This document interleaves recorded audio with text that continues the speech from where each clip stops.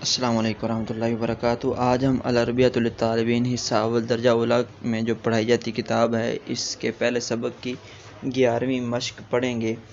اس مشق کا طریقہ کار پچھلی مشقوں سے ذرا جدا سا ہے۔ پچھلی مشقوں میں ہم نے متکلم کے لحاظ سے ہم نے حال چال پوچھا سامنے والے ایک بندے سے، اور اس مشق کے اندر یہ ذرا ہمیں ایک چیز یہ بھی سیکھنے کو ملے گی کہ ہمارے سامنے اگر دو بندے کھڑے ہیں، ہم نے ان دونوں کا جو ہے وہ حال چال پوچھنا ہے تو ہم کیسے پوچھیں گے۔ اور ایک چیز ہمیں یہ بھی سیکھنے کو ملے گی کہ ہمارے سامنے کوئی خاص بندہ کھڑا ہے، زید کھڑا ہے، بکر کھڑا ہے، تو ہم اس سے کسی اور بندے کے بارے میں کس طرح سوال کریں گے، یہ طریقہ کار اس مشق کے اندر سکھایا جائے گا۔ چلیں مشق شروع کرتے ہیں۔ بسم اللہ الرحمن الرحیم۔ التدریب الحادی عشر، 11ویں مشق۔ اجر تمرین، تمرین یعنی مشق کو جاری کرو، مشق کا اجرا کرو۔ تغییرا للاسم کما فی المثالین، اسم کو بدلتے ہوئے جیسا کہ دو مثالوں میں ہے۔ انت، یہ واحد مذکر کا ہے تو اس سے ہمیں پتہ چلا کہ آگے جملہ جو ہے نا، ہم نے مخاطب ہمارے سامنے ایک واحد مذکر ہے، اس حساب سے ہم نے جملہ بنانا ہے۔ کیف حالک، تمہارا حال کیا ہے، تمہارے حال کیسے ہیں۔ انا، میں، بخیر، ٹھیک ہوں، میں ٹھیک ہوں۔ اب ہم نے طارق سے کسی بندے کے بارے میں پوچھنا ہے کہ اس کے حال کیسے ہیں۔ کیف حالہ طارق، اے طارق اس کا حال کیسا ہے۔ تو طارق اب کیسے جواب دے گا؟ طارق کہے گا ہوا ایضا بخیر، وہ بھی ٹھیک ہے۔ یعنی ہم نے طارق سے پہلے اس کا حال چال پوچھ لیا تھا، اب ہم نے اس کے ساتھی کا پوچھا تو وہ کہتا ہے جی وہ بھی ٹھیک ہے۔ تو کیونکہ جس کے بارے میں پوچھا جا رہا ہے وہ غائب ہے، اس لیے یہاں پہ ہوا ضمیر غائب کی استعمال کی گئی ہے۔ اور ایضا یہ بھی کا معنی دینے کے لیے آتا ہے، جیسے کہتے جی اس نے یہ کیا، میں نے بھی یہ کیا، تو وہ ٹھیک ہے، میں بھی ٹھیک ہوں، یہ بھی ایک انداز ہے۔ انتما، یہ تثنیہ مذکر حاضر اور تثنیہ مؤنث حاضر دونوں کے لیے یہ ضمیر بولی جاتی ہے، اس کا معنی ہوتا ہے تم دونوں۔ اب اگر ہم نے اس کو سامنے اگر تصویروں کو دیکھیں تو مذکر حاضر کی اگر ہم اس جملہ بناتے ہیں کیف حالکما، تم دونوں کا کیا حال ہے، تم دونوں کا کیا حال ہے۔ کما مطلب تم دونوں کا۔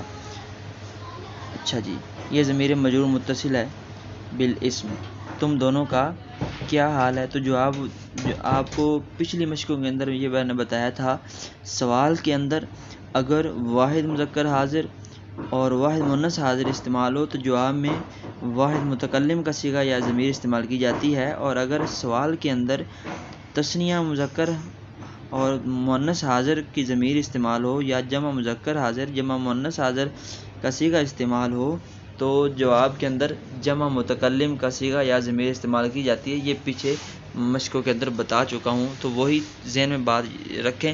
انتما کیف حالکما، تم دونوں کا کیا حال ہے۔ نحن بخیر، نحن یہ جمع متکلم، ہم ٹھیک ہیں۔ کیف حالہ یا خالد، اے خالد اس کا کیا حال ہے۔ ہوا بخیر یا ہوا ایضا بخیر، وہ بھی ٹھیک ہے۔ کیف حالکم، انتم یہ جمع مذکر حاضر کے لیے ضمیر بولی جاتی ہے۔ کیف حالکم، تم سب کیسے ہو۔ نحن بخیر، ہم سب ٹھیک ہیں۔ فاطمہ، کیف حالھا یا فاطمۃ، اے فاطمہ اس کا کیا حال ہے۔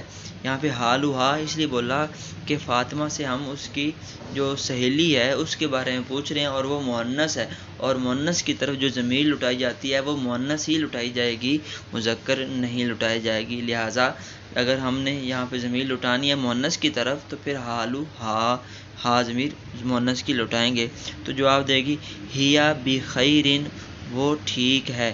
یہاں پہ ہیا جو ہے، ہیا واحد مؤنث غائب کی یہ ضمیر ہے، وہ ٹھیک ہے۔ ہیا ایضا بخیر، وہ ٹھیک ہے۔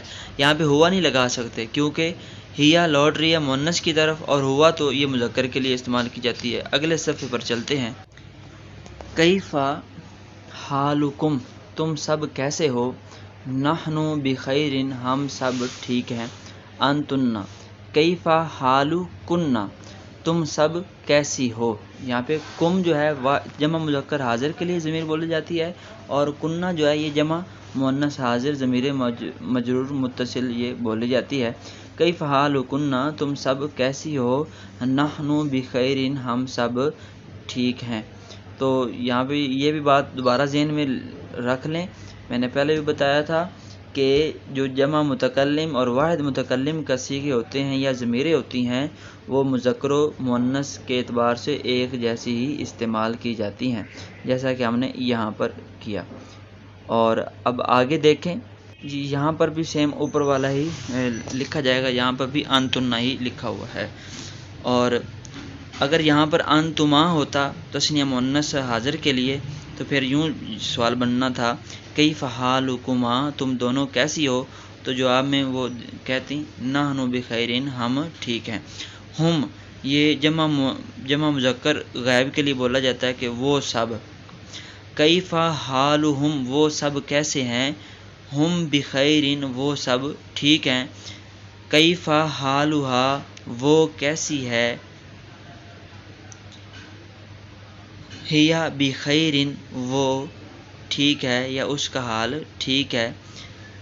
کیف حالہ، اس کا حال کیا ہے یا وہ کیسا ہے، ہوا بخیر، وہ ٹھیک ہے۔ یہاں پر یہ بات بھی یاد رکھیں کہ کیف حالہا کہ اس کا حال کیا ہے یا وہ کیسی ہے، یہ ہم پہلی مشقوں کے اندر پڑھ چکے ہیں کہ با محاورہ جو ہے ان کا ترجمہ اس طرح بھی کیا جاتا ہے۔